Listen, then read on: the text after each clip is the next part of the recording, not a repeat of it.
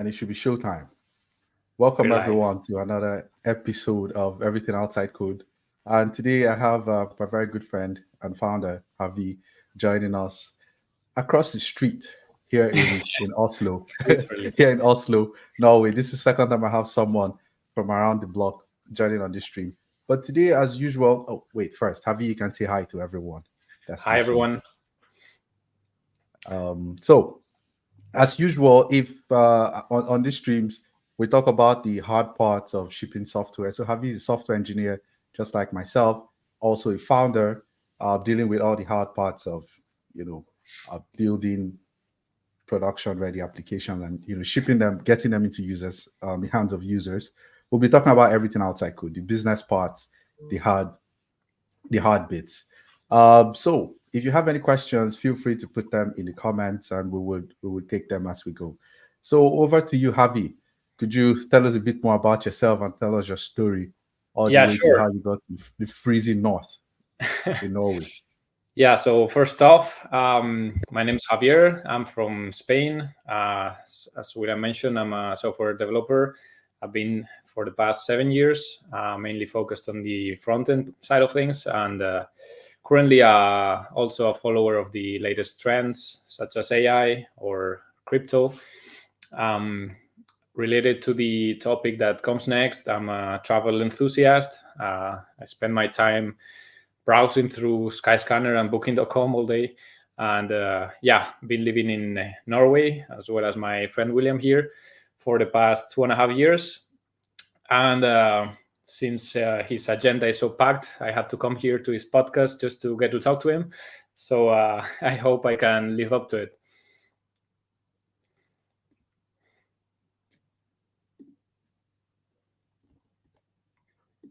I didn't know my mic was muted. Okay. I thought it was. I forgot to tap it on. Got Yeah, I scared. just said we see like every other day down the street. But thanks for Exactly. coming onto the podcast. And you talked about following the trends. That's the first thing that piqued my attention, right? Uh-huh. So are you doing? And you mentioned both crypto and AI at the same time. Are you doing both at once, or you're I'm doing one of them? And what is it currently? I'm just a follower, a spectator from the outside, especially AI.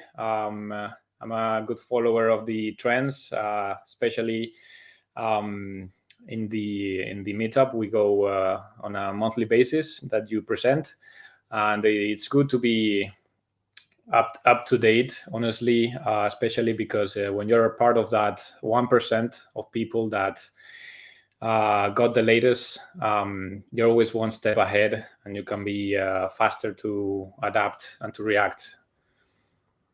Yeah, that's great. It's definitely great to follow. And for anyone wondering, the meetup is talking about, we both participate in a community here in Oslo, the Oslo AI Product Lab, and Exactly. we like to think we're like the 1% of the 1% that's currently at least caring about AI. Because come to think of it, the average Joe out there doesn't know like anything about what's happening with like the AI. I'll call it That's true. evolution. Is it revolution? So yeah, it's Yeah, I think interesting it's to see. a bit bigger than 1% by now. What do you think?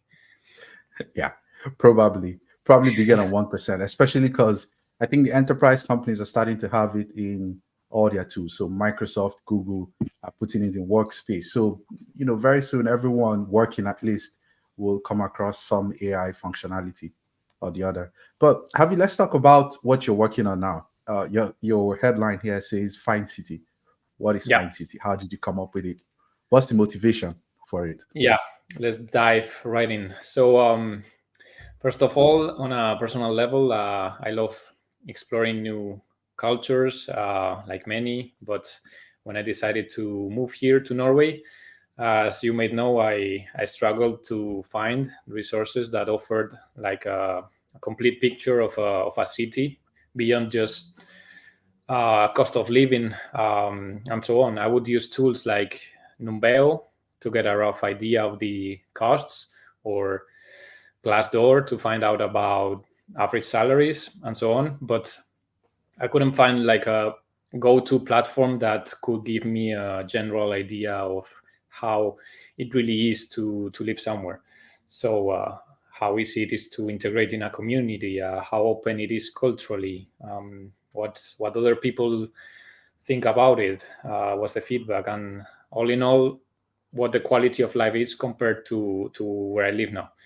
So this kind of frustration, in a way, led me to create Find City, which is a platform that I've been working on and off for the past 8 months, roughly.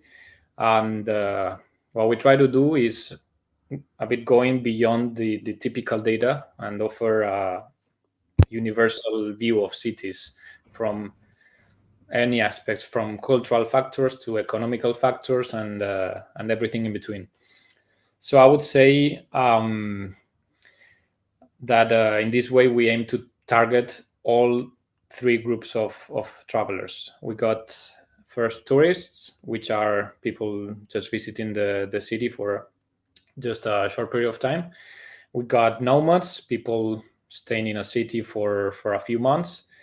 And of course, expats like you and me, people just relocating to a new city for an indefinite period of time. So yeah, one of the ways we attempt to do is by offering 25 data points that cover all the nuances that someone might be looking when looking for a change.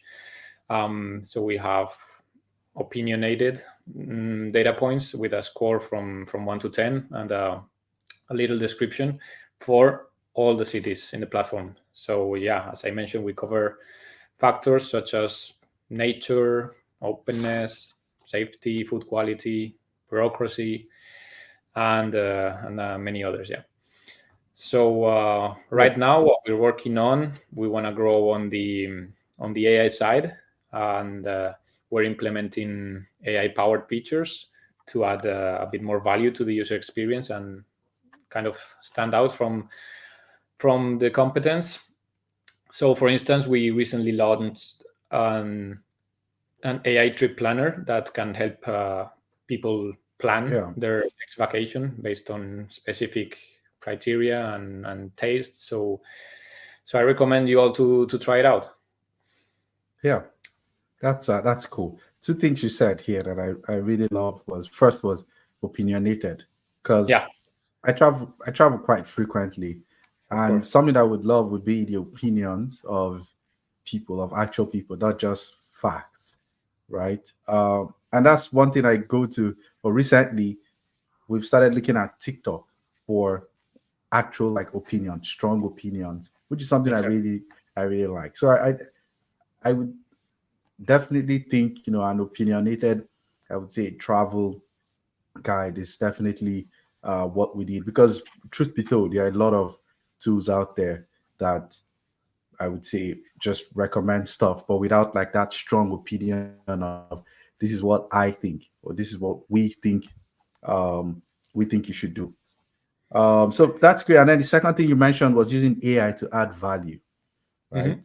Hmm. Um, could you speak a bit more to that? So, what was it before, and what is it now with AI? Because if AI is the, I mean, you said AI adds value. What's that value add? What's it like? Yeah, so as you said, we got a collection of data, but we don't want to be just a database for data. We don't want to be a Wikipedia kind of page. We want to add value to the users.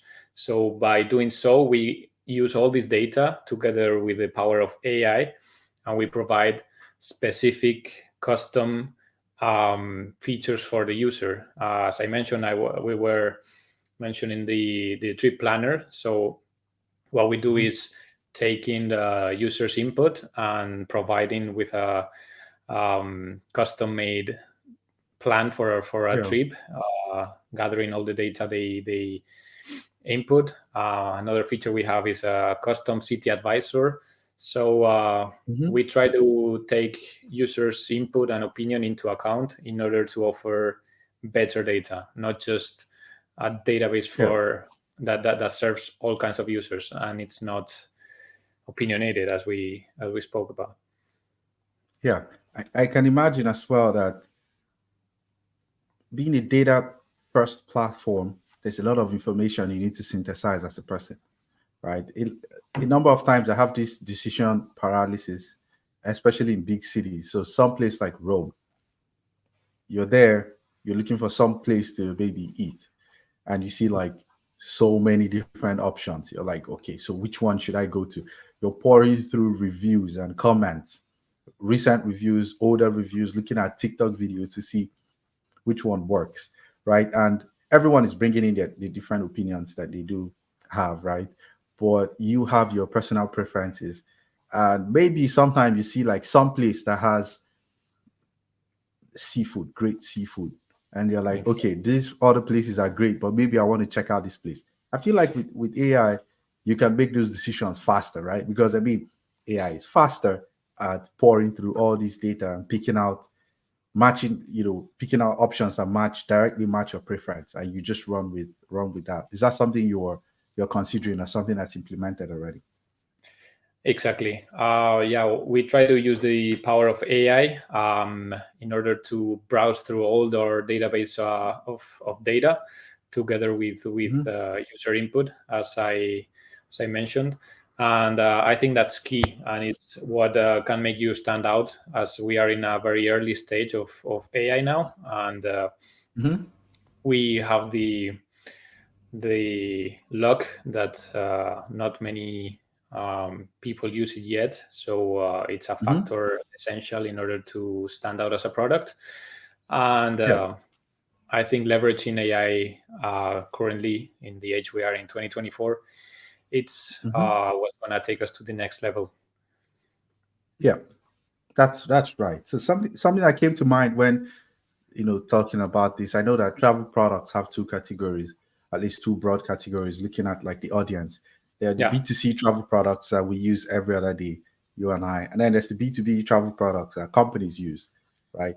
Do you exactly. plan to build in a B2B component? Because as you know, companies also struggle with, or HR teams also struggle with, I would say, logistics and the operations of managing offsites, for instance, in a certain place. They want it to be special for the employees, but at the same time, they don't they don't want to have to think about all the different nuances, especially when they have individual preferences within the team. So that was just huge context. But I guess Yeah, the question here is, what's the sort of your opinion on a split between B2B travel products and B2C travel products? Have you tried to build any of that? Have you even considered it for Find City? that's a good question. It first started as a B2B project, and that's what still is at the moment. But as I advance through my solopreneur kind of journey, I see that is the hardest product to place in the market, um, and I think that that's something we could consider in the future. So far, we only see the use case for a customer, but I think I will hand it over to my product manager here. What do you think about going B2B? What is the way for Fine City to grow further in a B2B kind of business? Hmm. So, I mean, as a product manager, I've worked in both B2B and Yeah, on B2C products, right? I would say with B2C, distribution is key, right? I think that's what separates both of them. If you're exactly. building a B2C product, you're able to reach tens of thousands of people before you Totally. reach certain revenue targets. So I would go like distribution first with B2C. I mean, that's the first thing that just popped in my head thinking about B2C to B2B when picking. So if I know I have a stronger footing on distribution, I want to go B2C first. Um, and then, or at least if I know, not if I have distribution, but if I want to tackle like distribution in some way, or that's the thing I want to consider first, I think I would think Yeah, B2C. Um, with B2B, you need to sell 10, 20, 30 accounts. You're looking at accounts this time around with a lot of users under exactly. them. Um, and if you have these accounts, the experience can be great, but most times onboarding is going to be concierge. You're going to be holding people's hands. you can get on a call, fly people out to onboard a Mhm. particular client. So again, depending on like the resources, what the product is. Some products are best suited for B2B over BTC. So these factors are some of the things I would consider. But before I pick if it, like I pick B2B or BTC, the first thing I would think about is distribution, right? If I'm building a BTC product, can I reach 10 to 20,000 people with this? Or do I just build a B2B product that I can shoot to reach 200, 300 people? I remember one time a friend of mine was talking about a B2B company um, they consulted for, and the company was doing anywhere north of $10 million yearly, and they had about either five or six clients, tops. Yeah, That's all they had, with like very little headcount, provided like a very niche product, and they serve businesses. I think it was a marketplace. It was a marketplace. They help ship marketplaces. They help you ship your marketplace. If I Mhm. remember like correctly, that's what they did. So I'm sure they just thought about, hey, if we can just get six or seven clients, Exactly. we're fine. We'll hit our revenue targets. Also, while I was a while back, I was considering like sales at Hackmama and how I want to reach folks, especially here in Norway. And I spoke to a salesperson. I'm like, how do you do cold outreach? How do you reach out to people here? And he said, oh, I just know like seven people, like my customers, there's seven, you can count them on both hands. Um, and I'm going to reach out to like each of them. I know them personally. I know their birthdays. I know like where they are, where they hang out, which Yeah, their friends, and that's it. That's how he does sales. And I guess the product also was suitable for such audience. So of with course. Find City, you did ask before I like veered off. With Find City, I feel like there's opportunity for both. You just need to tailor the product, obviously, to match both audiences because businesses have business requirements, Of right? course. And sometimes they're stricter than individual requirements.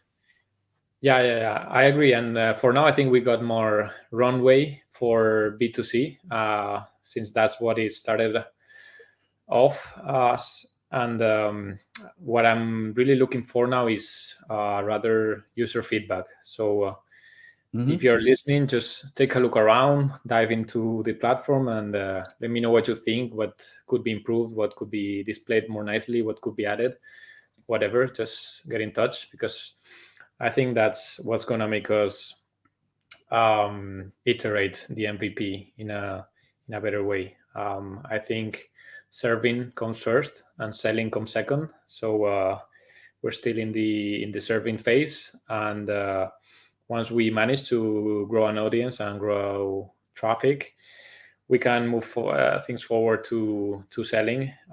Potentially consider opening B2B. Yeah, that's cool. Thinking about selling, are you doing any form of like go to market at this time? Um, Like, Currently, we are not focusing on content marketing. We are more focused on growing a bit virality on social media. We got our TikTok and Instagram accounts. We're trying to create content on a weekly basis in order to reach more people and redirect the traffic to the platform.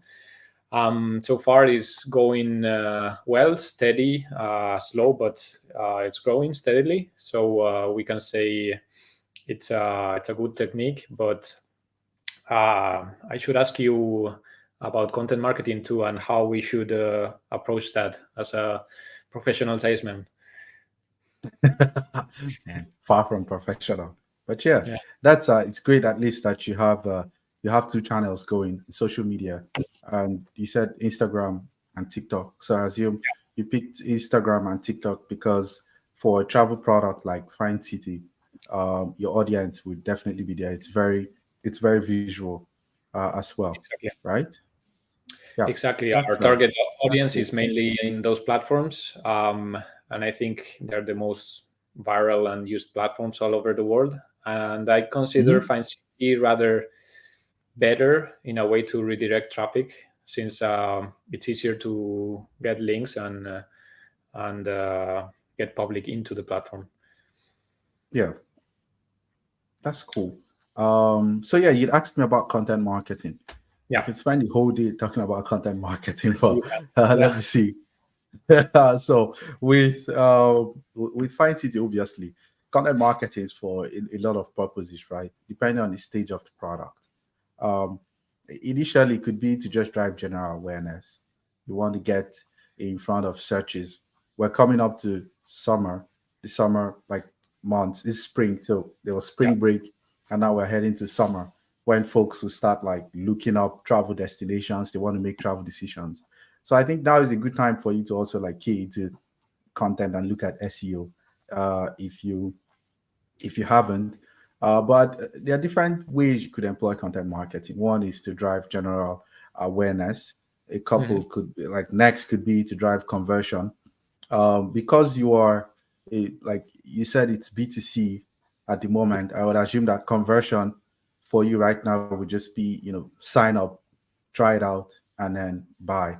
You wouldn't have to Exactly. think critically about like a content funnel or a buyer journey, because Exactly. also the I wouldn't say deal sizes, but the cost of the two is pretty low. So Hmm. definitely you should invest in some SEO at this time. With a tool Yeah, like yeah, yeah. yours, I would think programmatic SEO would work because Exactly. you have a lot of data, you have a lot of destinations, you have a lot of like popular destinations, data on popular destinations, and data on lesser known someplace in Kiribati or Tahiti, one of those like reunion unknown countries. Yeah, So you could yeah. The you could keyword difficulty in that ones are it's a bit lower, so they are easier to position. But yeah, I forgot to mention we do have a blog also. We create content in the blog weekly, on a weekly basis, and yeah, that will serve us as a SEO booster in order to position keywords. And as for programmatic SEO, we're trying to position pages for each data point for each city. So that makes about 580 cities multiplied by 25 data points. That's a whole lot of position wow. pages to position, and I think that will help us and can be achieved in a fast way since they are generated dynamically. Yeah, I want to see the result of this, and I guess we'll probably have another stream to discuss Yeah, just programmatic SEO because I've seen this being done for like certain tools that have same. finite data points, right? And finite data points, I mean, or maybe semi-finite data points. I saw what tool. For example, there's this guy on Twitter that has this tool to generate like baby faces, right? Uh-huh. And he has pages for here's how like this celebrity. I don't know if he has pages, but I would assume for a tool like that, you would have a page for like here's how maybe this demography or this race, someone from this country and this country, how much like how the babies could look like, and you just mix and match. But for yours, you're talking about cities, and every say country has like tens of cities, both small and big. And Exactly. with 25 data points, I could think of like how many pages you'd have to generate. I wonder what the cost of doing this looks like. The cost of like automatically generating these pages and indexing them. Yeah, it will take a whole lot of time to index them, but it's totally worth it. I think the first time I heard about PSEO is Mhm. when Mark Liu, I guess you know Mark Liu, um, Yeah. the indie hacker. He created, I think, a photo AI kind of website.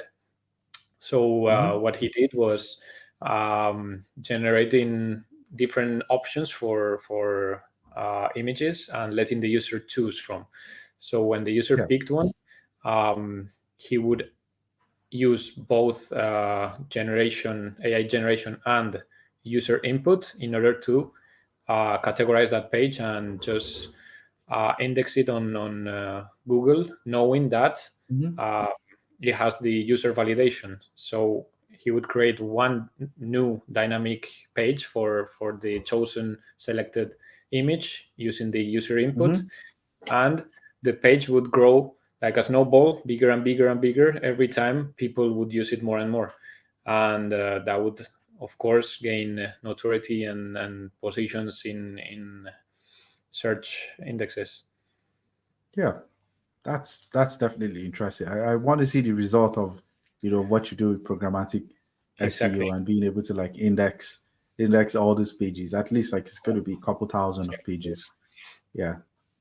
Yeah, and like you said, the cities or the countries with like the relatively unknown countries, Ah, they would have like lower keyword difficulty, mhm. right? They will have lower keyword difficulty, but and I don't know if the search volumes will be high. Yeah, exactly. That's a trade-off. So you need to see the right balance between one and the other. Of course, targeting Yeah, New York versus London has a lot of search volume, but it's really hard to position. Whereas yeah, really small village will be hmm, easier, but probably nobody will ever look for it. So you need yeah. to find a balance there, of course. Hmm. So, speaking of social media that you mentioned, so away from like content marketing, I guess we know content marketing is great. It's Mhm. just implement it and get the SEO juice. Speaking of social media, do you manage this yourself? How do you go about that? What's your strategy for that for a product like Fine City? Yeah, so when it started as a pet project, just side business for my spare time in the weekends, I used to manage myself, but when it kind of grew a bit and the load of work was bigger and bigger, I figured it would be better to delegate. So we delegated that to a girl that's helping us. Hi, Andrea, if you're watching us. She's helping us with managing social media. She's taking care of the content in TikTok, in Instagram, and Hmm. she's an expert on content in both social media. So she is usually reading information and studying how the algorithm works, what is changing in Instagram, how some things position better, and analyzing our target audience and the results we get, of course. So yeah, Yeah, I think that's the best way, especially when you can delegate, of course. But it's key because on a personal side, at least, coming from the technical side of things, it's quite different to what we're used to, and we don't have the knowledge in this area in order to produce as good work as someone that is professional on this can. I don't know if yeah, you think the same. yeah. I mean, something has to give, right?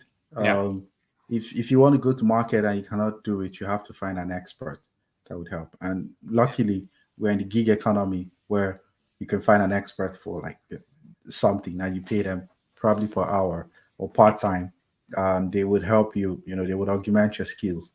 Um, and especially, you do have like a full time job, right? You have like a day job. Yeah, that's the thing. Yeah, and I forgot to mention I have a 9 to 5 that is taking time of this, of course. So I try to manage to get some time in the weekends or after work. So it's a bit of Yeah, a pain being in front of the screen so many hours, but um, it's what you got to do if you want to get out there and get rid of your 9 to 5 eventually. But as one friend used to say, I got rid of a 9 to 5 in order to get a 9 to 9 now. So yeah, that's the interesting thing. You get rid of a 9 to 5 yeah, and you yeah, pick up maybe not even 9 to 9, 9 to 12, depends on yeah. how you see Yeah, it. can be a 9 to 12. Yeah, yeah, that's true. So I guess since you have a full-time job, juggling that with um with engineering development and then doing go-to-market, that definitely has to be a lot. So it only makes sense that you bring on someone to help with GTM, right? Yeah, exactly. Especially, Yeah, I think the road of an indie creator, if I can call myself that, it's a very lonely road initially, unless you have a pre-existing community, of course. So nobody knows you or what you're doing. So there's no fixed path to follow. Everything is Hmm. just vague. So it requires Yeah. a lot of mental strength when things are not going well, or when you're unsure if you're going down the correct path. So yeah, one key thing is resilience, the ability Yeah. to stay committed and steady, and trying, even if results are not showing up. So yeah, I think what's keeping you focused is that tunnel vision. Yeah.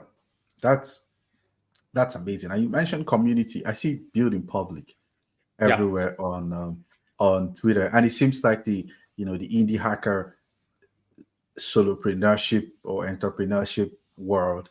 There's a community around that.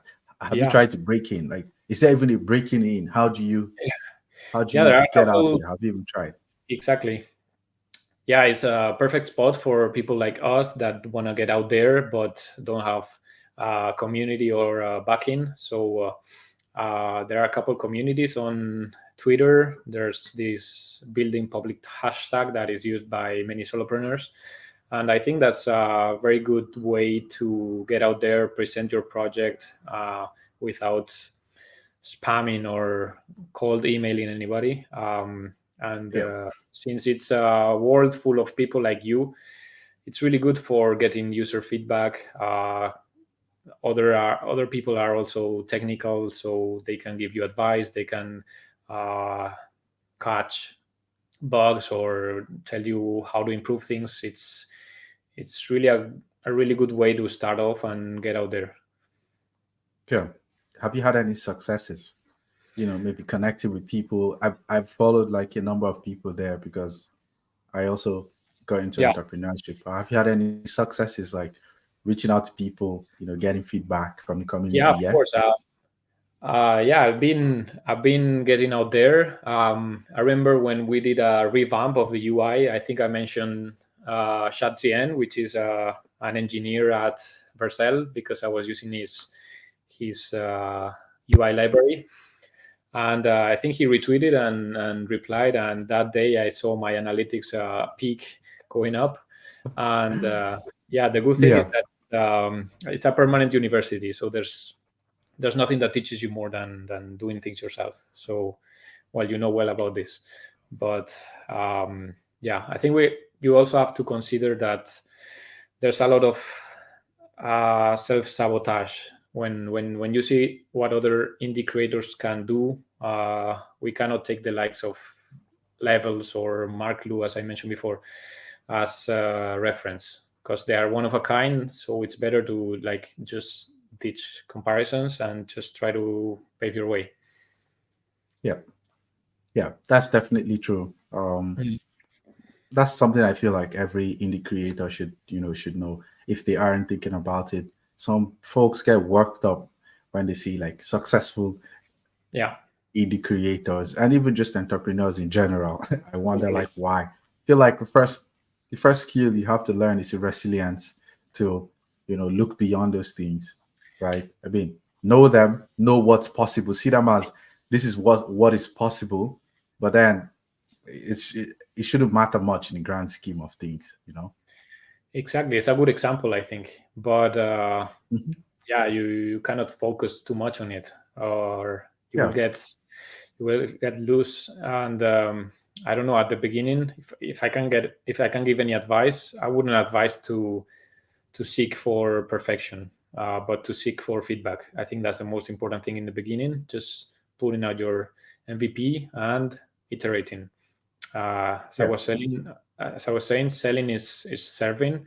So serving comes first, and whatever comes second. So just by building it, it doesn't mean that things will come. You need to get out there. You need to figure out how to place your product in the market. And as someone told me once, just creating a perfect product doesn't mean things are already done. I think the other 50% of things is the distribution, as we are talking, the marketing, the yeah. selling, the getting out there. If you got a perfect product but nobody knows about it, you will not succeed anyway. Yeah, you might as well sell it to like your family members. You Exactly. buy it. and exchange it with each other, and that's it. Exactly. That's why sometimes it's not convenient to spend too much time on getting everything perfect, every tweaking, every Yeah, detail. But rather than it's better to just get out there, bring people in, ask for their opinion, ask for feedback, because that's much more valuable than having each and every detail of the product in a perfect way. yeah. So you talked about virality, Yeah, right? I guess everyone on something like TikTok and Instagram, they're looking to be viral.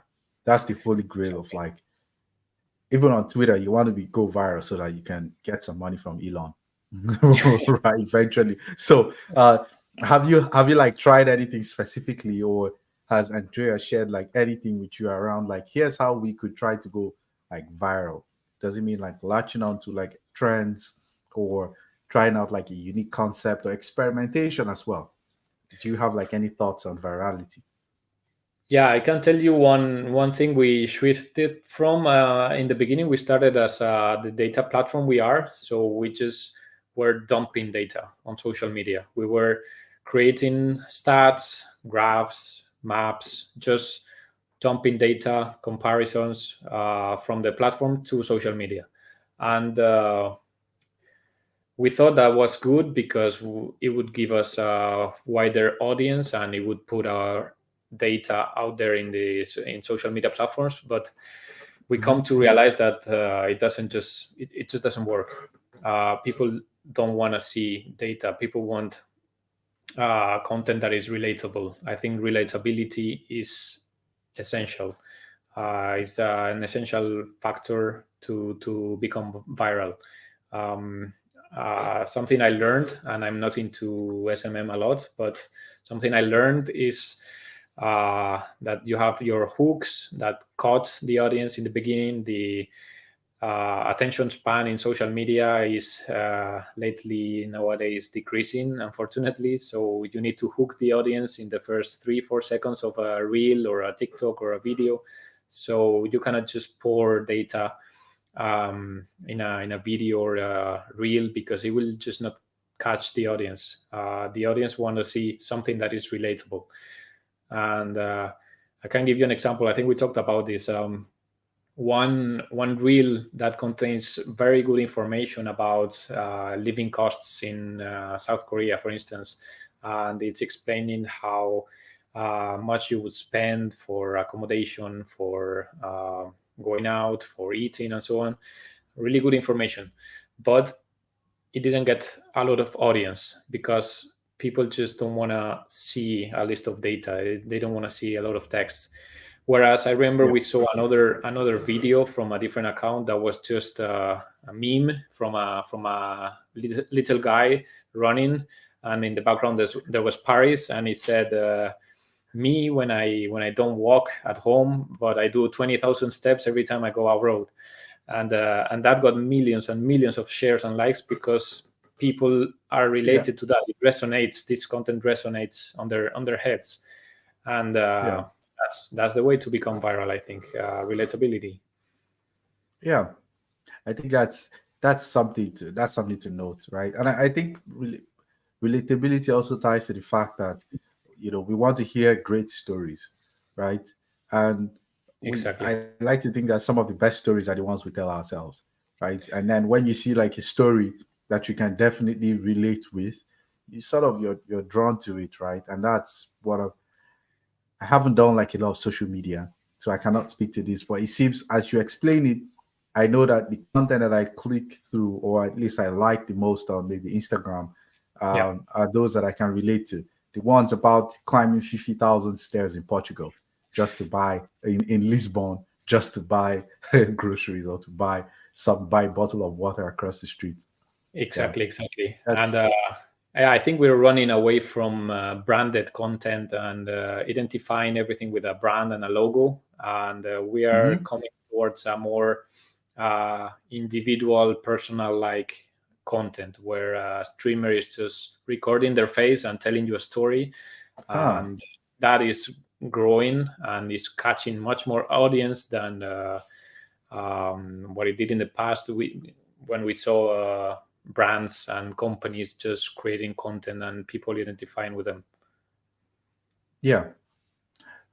That's a good thing to note. So individuality is taking over like those that are getting associated with like content. Does it mean that it means like everyone needs to turn to like some sort of a brand influencer or have like some Exactly. personal brand of some Exactly. sort? That's the way to go if you own a business. And Yeah, I think so. That's why we, with the growth and virality of influencers and personal brands and so on, I think people are more drawn towards this kind of content, and they are yeah, kind of rejecting or putting aside uh, content that was traditionally created by brands.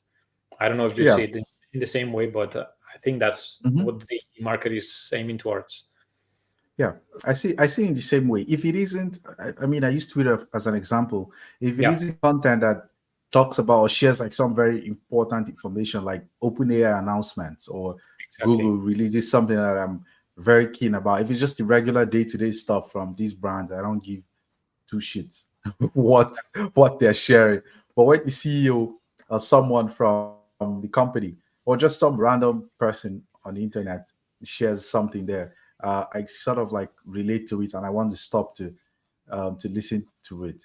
And and recently, if come to think of it, I look at, for instance, on TikTok, brands that cannot have people associated with them. It seems like they lean to mascots. Mascots have been around for like since forever. But I see, Mhm. for instance, Duolingo has like the owl, right? Exactly. And Ryanair has like the airplane that they put like the face on. And that's that's sort of like your mascot and use it everywhere. Exactly. It's like an extension of the logo, animated logo Yeah. in a way. Yeah. Hmm. Yeah. So are you working towards like building your personal brand then? If branding is that important. Yeah, I would like to. I think it's something important. That's why I'm using building public or channels like this. I think it's important to get out there, and especially in the indie creator community, growing a brand. We've seen in the uh, people I mentioned before that it's something that will make a snowball effect every time you come to your audience with a new project or a product. They're more prone to buy it or at least use it. So growing an audience and having your community tight connected with you Mhm. will for sure have a huge impact on what you're gonna build next. Yeah. So I see, I think I read somewhere someone said if you want to grow a brand, you need to pick a channel and Yeah. then create content consistently there till you're grown rather than splitting your efforts and attention to other like a lot of platforms at once. What do you think about that? Do you think that's the way to Exactly. go? Or That's what it's that's what we're trying to do in TikTok and Instagram. We're trying to commit to a fixed schedule of creating 3, 4 pieces of content every week steadily, no matter what the results are, because Mhm. we know, as we mentioned, resilience is the key. And one day results will come. We iterate as we saw with creating more relatable content or content that is more likely to go viral. But we are committed. We stay committed to the goal, and eventually the results will show up. It's just a matter of time if you do things correctly, I think. So Yeah. yeah, especially with creating content. Um, the thing is, travel industry is very cluttered with content online, but at the same time, the audience is the whole world. It's worldwide. So the offer is huge, but the demand is also huge. Yeah. I can imagine Yeah, that because there are a lot of like established players, individual players, and if you're sharing exactly. information, you're competing with blogs, you're competing with like individual influencers, you're competing with data platforms, right? As well, that just like spit out data like Nobel that Mhm. do nothing else. So it's a huge competition there. But like you said, the total addressable market is 8 billion, 8 billion people on the planet. Exactly. Everyone travels nowadays. There's a huge boom with digital nomading, especially after COVID. Everything is starting to get more global. People are more likely to relocate. People are more likely to become expats. So I think our audience is steadily growing, and that's a good thing for Hmm. us because it's opening a wider market, and Hmm. we expect to capitalize on it in a short-term Yeah. future. Yeah. So speaking of brand, where can people find you? Is it Twitter? Myself, Is Twitter like the way? Yeah. yeah, people can find me on Twitter. I think in the picture of the stream, there's my Twitter account. My exactly, Instagram is This pretty is much this is the your same. username, right? Exactly, Yeah. and Instagram is the same. And then they can find City on findcity.io, find City.io on Instagram, find City on TikTok. Yeah, that's great. So I guess everyone planning summer holidays and they don't want Yeah, to eat from tourist traps and they don't, they don't want to eat trash. Man, I had this like the trashiest exactly. pizza I ever had in Rome by the by the Pantheon. I can't forget it. I feel like that's part of the experience, you know. It's like so you Yeah, have stories that you can tell on streams like this ex- about places you ate bad food you at. will know about it. So yeah, so if you don't want to be like me, check out findcity.io and I hope you have a wonderful summer. We've come up on Exactly. time now. Thank you so much to everyone listening. This has been really fun. And thanks, Javi, for sharing your experience. Do you have any final words to the audience Yeah, before we call it a wonderful day? it was a pleasure to be here, William, especially on your podcast. I've known you for the last 2.5 years. So finally, a guest that is not a CEO with big numbers, just a random guy on Twitter. But Yeah. yeah, I had a great time, and I hope to see this podcast booming and growing, reaching more and more public. So yeah, it's been Yeah. a great pleasure. Yeah. Thank you very much, man. And to everyone else, have a nice and wonderful rest of